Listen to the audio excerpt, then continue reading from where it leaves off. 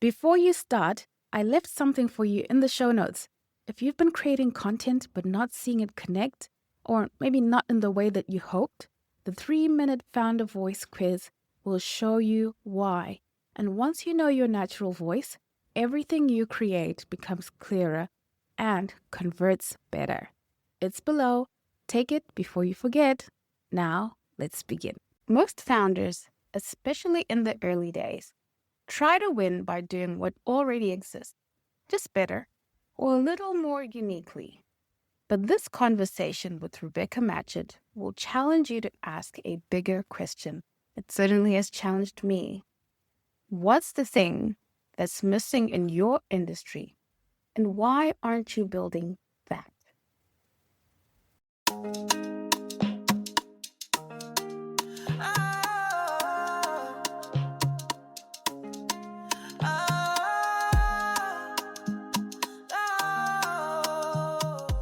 Welcome to the Entrepreneur's Kitchen. Today I've got a very exciting guest for you. I've got Rebecca Matchett.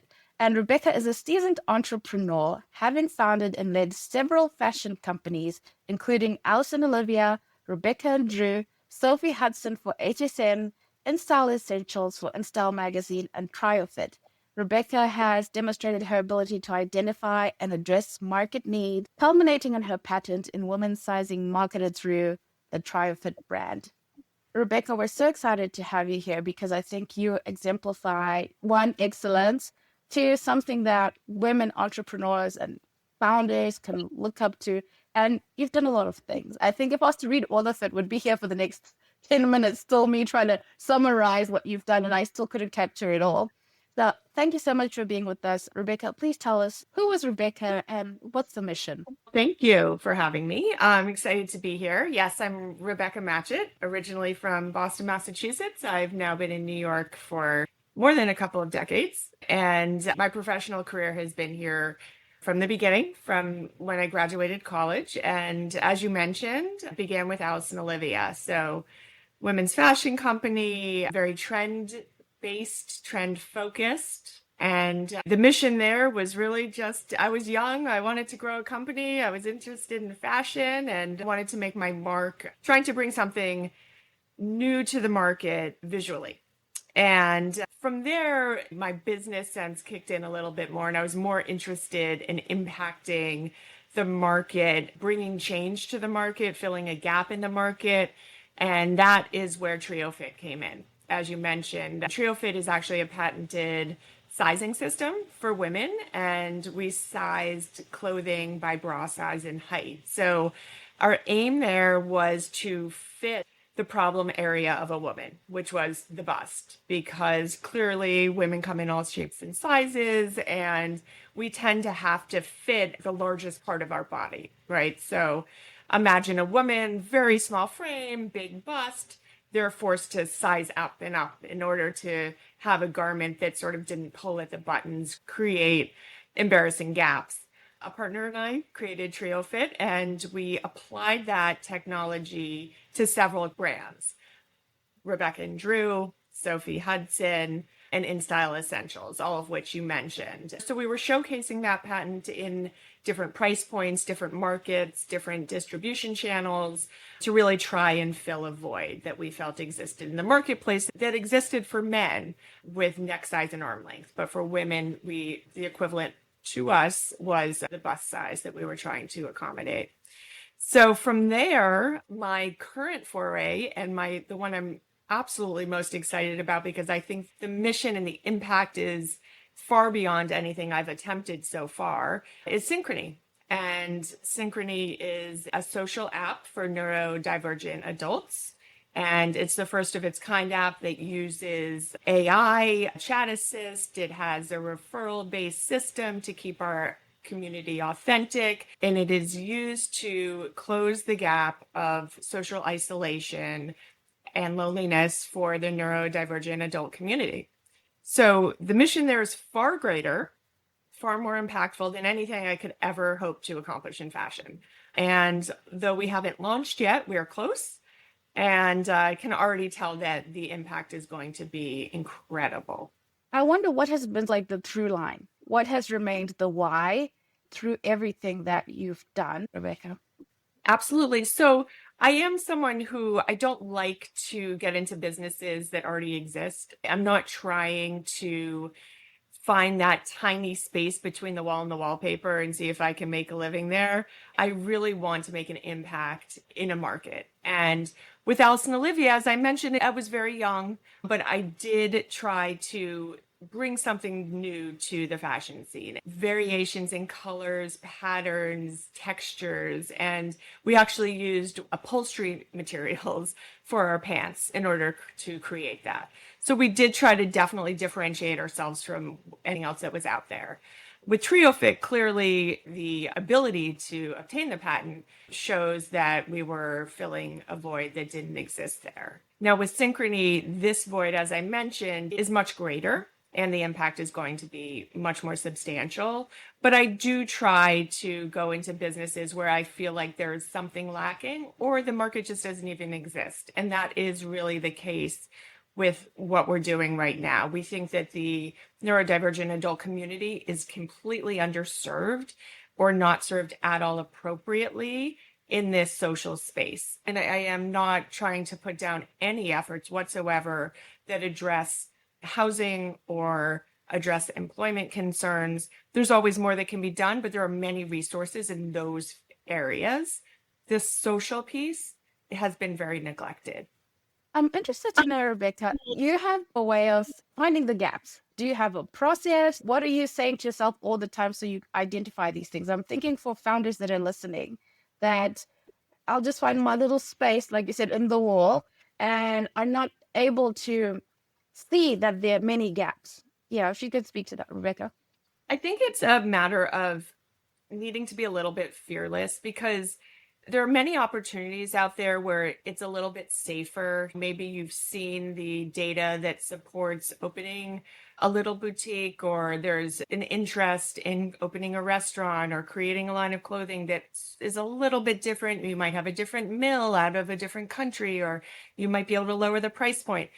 But to me, the ability to take that risk and say, you know what, no one's really gone into this space the way I'm doing it yet, but I can see where it fits. I can see there's a place for it. I can see there's a void for it. And it's a little bit of a leap of faith, right? You really need to trust that the market's there, that you have the ability to create a business that doesn't exist yet. And you have to be willing to fail a little bit or take things slowly enough that the failures aren't catastrophic. So maybe there's a little misstep, or maybe there's an investment that's made somewhere that maybe it shouldn't have been as great an investment, or maybe you should have taken one step before that next step of the investment. So you need a bit of an appetite for risk. But I think it's really keeping your mind open and trusting yourself and trusting your instincts that if you think there is a gap in the market, other people most likely do as well. And clearly you want to ask around, you want to do your research, but there's not going to be a lot of it if the market doesn't exist yet. A lot of founders have that thing where they really excel. And I listened to Alice and Olivia, the story, the names of your mothers. And is it brand story? Is it marketing? Yeah, I think that everyone brings something different to the situation, certainly. For me, when I started Alice and Olivia, it was more the excitement. I wanted to do something on my own. I had worked for a large ad agency, which was wonderful, but I was ready to start something else. And it was just the excitement of what should we do? We love fashion. We have this idea. But as time went on and I had more adult commitments, I had my children to raise and my husband, my, aging father and different things going on, I personally felt like there needed to be something else, not just the excitement of starting something, but something I really deeply felt inside that I was willing to take time away from my other responsibilities the rest of my life to pursue. And that is this mission driven idea of helping a community that's very underserved. And so I really would be hesitant to say that there is a right or a wrong reason to get into a certain business. For me personally, at this stage in my life, it had to be something that I felt was going to make a very big impact to justify, as I said, my time away from family. that's certainly not the case for everyone. And some people go to school and are trained as a doctor or trained as a lawyer or trained as a consultant.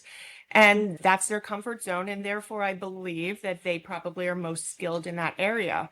For me, having a lot of entrepreneurial experience, I've had to wear many different hats. So I have a comfort level going from maybe being able to, let's say, quality control a garment to being able to financially plan projections. And that's just because of the experience I've had. I did not go into this with all that experience. In fact, I came in pretty ignorant before Alice and Olivia. I had zero entrepreneurial experience at all, but I'm someone who learns on the go. I learn through working, trial and error. Going back to school wasn't for me. My school is my everyday work in the office. But again, that's my comfort zone. Yeah, it's so good that you speak to that because a lot of women, I think that juggling family, other responsibilities, aging parents, small children, and then trying to build a business, it's a lot. It's a lot. Exactly. Which is why I really do believe that for me, at least personally, the mission driven aspect of what I'm doing made it worthwhile. Yeah. Let's get into synchrony. For people who are not familiar with those terms, you said neurodivergent. Explain it more. So whether it's for you or it's not for you, get what it's about.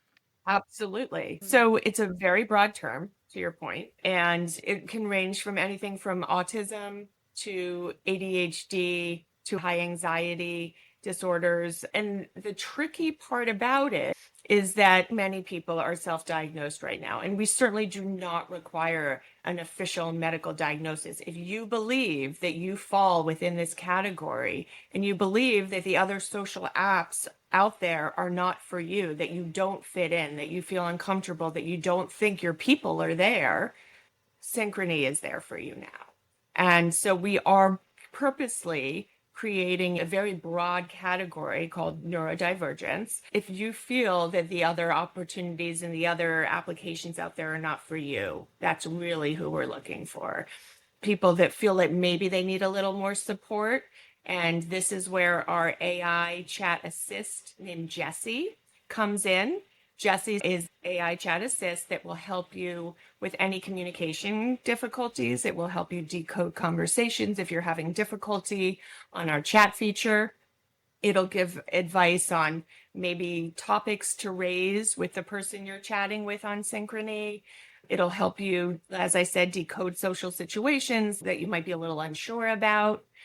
Synchrony will provide not only the platform that you need, but also the support in order for you to form friendships and relationships that are comfortable for you and long lasting. Immediately, I thought of so many people that I've known through life. And when I think of neurodivergent, I think of really smart people that have a really hard time connecting with other people.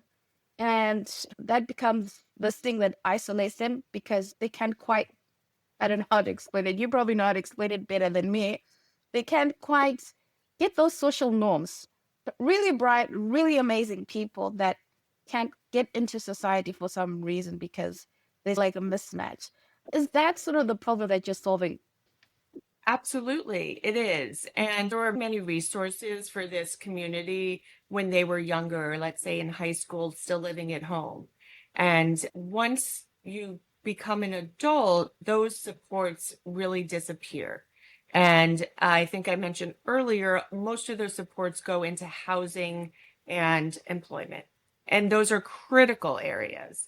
However, this social piece is missing. And you're absolutely right that when there are no supports around this community, it becomes incredibly difficult to maintain relationships, let alone form new ones. Where are you going to meet someone that has a shared interest or a shared communication style that feels comfortable in that same social space as you? So we are trying to create an environment that not only everyone knows about, so the community is very large, but also, to your point, helps in the communication piece that they might struggle with without that support. And so, in part, what we're trying to do is alleviate the support network around this community. So it could be a parent or a sibling or a coach or a therapist who currently is trying to support this social side, the social part of their life. And that's a very big time commitment. So it's incredibly time consuming as a parent to try to help your adult, your grown adult, form these friendships and maintain them. And so we're trying to take some of the pressure also off of the loved ones in the surrounding community for the benefit of these ND adults. That's amazing because I really can see that even with a child, if you try to be the everything social of a child, that's very burdensome. Yes. Exactly. And it's also, as an adult, you can imagine you want your independence. You want to feel that you are creating these relationships and that you are in full control of them, that you are managing how they progress, or if you have an issue, you're working through it. And we are hoping that Jessie, AI Jessie, serves that role. So instead of having your mom or your best friend next to you, you have Jessie on call that you can say, you know what? Someone just sent me a message. I'm not exactly sure. Were they being funny? Because I'm feeling a little offended. Like, how should I respond to this? And so it's a learning experience, it's a growing experience. And all the while, it's helping form relationships. Rebecca, how did you land on this problem to solve? I'm interested in the story behind this because now that you're talking about it, I can see so many situations where, oh, yeah, there was so and so, they were brilliant, and somehow they were always isolated. But I would have never landed on that as the chief problem. Well, I cannot take credit at all for this. My business partner, Jamie, approached me, and I had known Jamie for a few years. Jamie is actually the mother of one of my children's very close friends.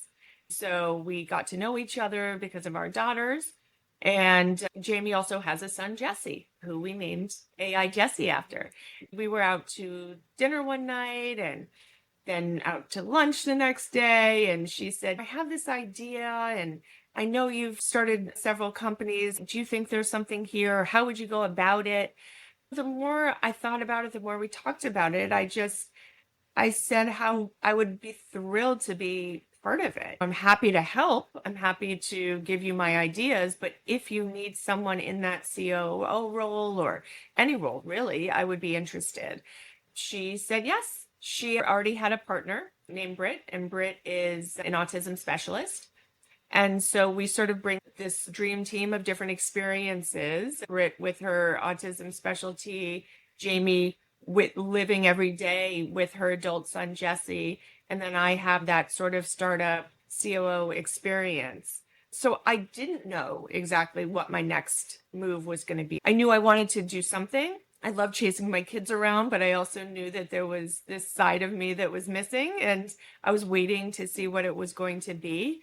And it was incredibly clear immediately to me that it was this. Once Synchrony crossed my desk, that's all it could be. Yeah, I like how the team came together, and it's a powerful mission. The everyday person suffers a lot from isolation for other reasons.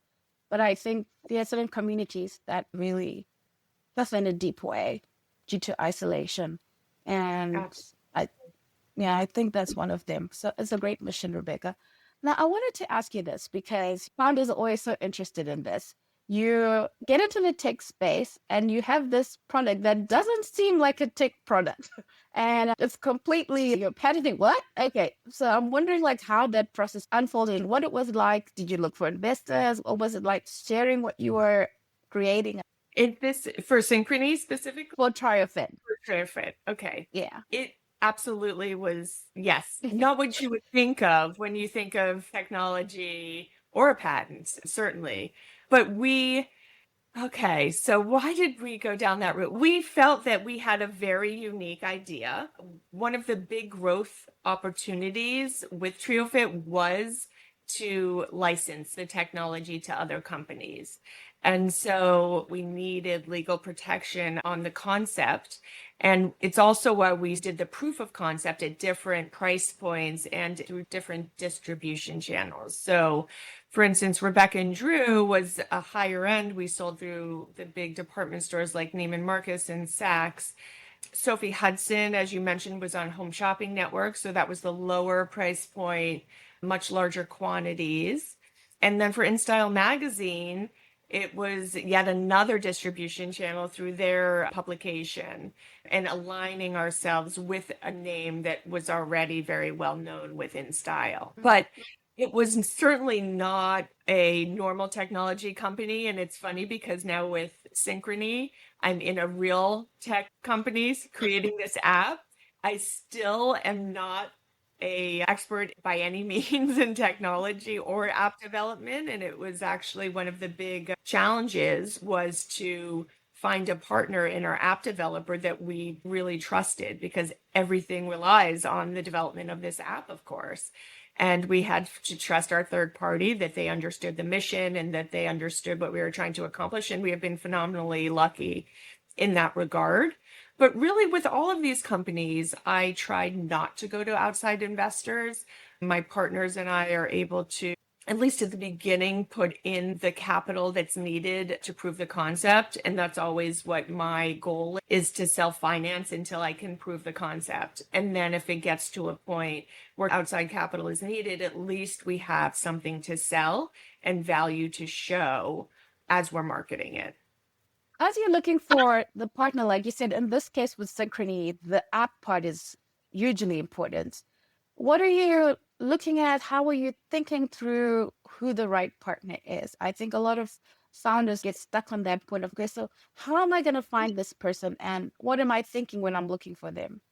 Absolutely. We are talking about the actual creation of the product. An idea is an idea, it needs to be executed. So the selection of that partner was everything. Very, very critical. As I said, we're phenomenally lucky because not only were we looking for someone who was capable in terms of skill set, but who had that empathy piece, that piece that this is not just a business transaction for them. They recognize what we are trying to accomplish and the importance of what we are trying to do.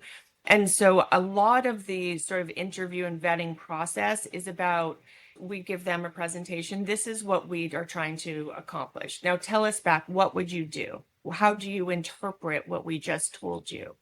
There are some people who will get it and some people that won't. However, we have struck upon, I just cannot imagine partnering with anyone else right now. And everyone is actually touched in some way, one degree of separation by someone who's neurodivergent. And that really helps in the care that they're putting into this product, because we have third-party partners who are married to autism specialists or married to someone who's on the spectrum or is a parent to someone who's on the spectrum. So this is really a team of, not only, as I said, we didn't just sign a contract and it's not just a business agreement.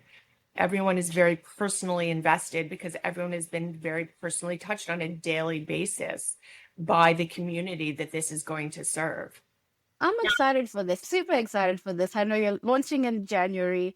And when we talk about taking in that diversity and inclusivity and all these things at this time, and I think especially since post-COVID.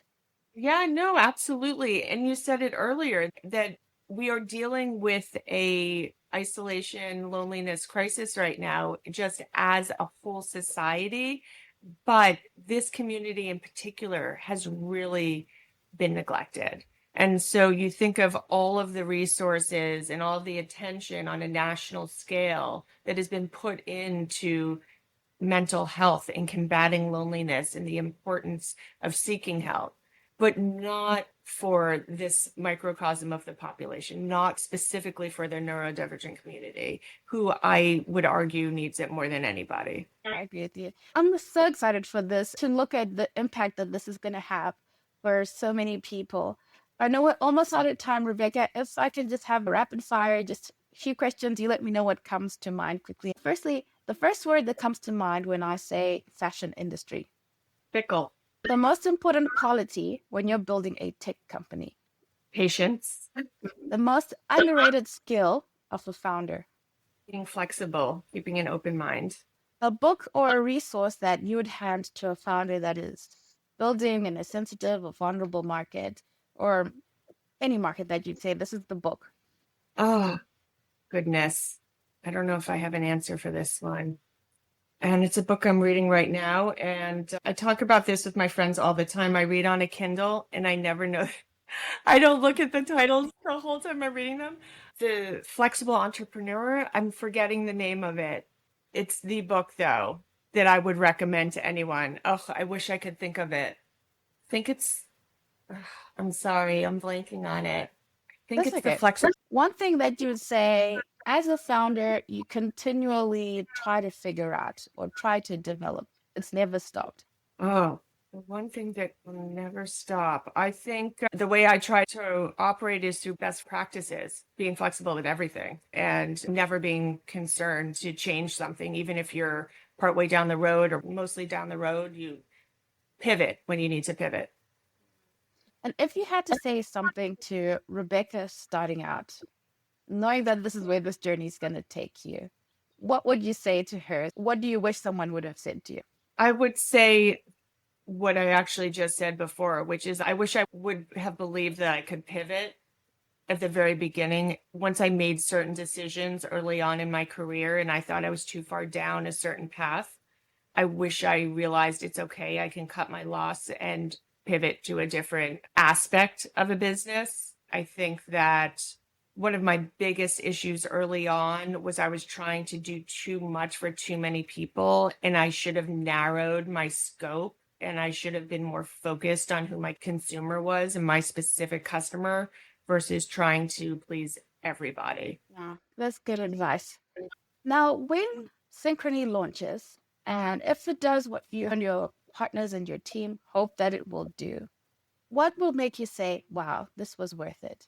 I mean, if we can help bridge the gap that exists currently in this social loneliness cliff, that would be everything to me. I think that it's not only the number of people that we're going to have as members on our app, but how often they're on there and how engaged they are. So while I don't like necessarily putting hard numbers to things to gauge success, I think in this case, if we can see how many people this is reaching, and not only how many it's reaching, but how engaged they are, meaning how much time they are spending on the app and how many people they've connected with. Whether or not they then take those relationships off the app or whatever, that's great. But being able to make those introductions to as many people as possible and make them feel that they are capable of this independent social connection, that's victory. That's amazing. It's almost like the anti-social media, and then it's like also for marginalized group, and then it's for a mission. It's clean. I like it. It's nice. Thank you so much, Rebecca. People, please, if you'd like to know more about Rebecca, where can people follow the journey and support Synchrony when it launches? Yeah, tell us more about that.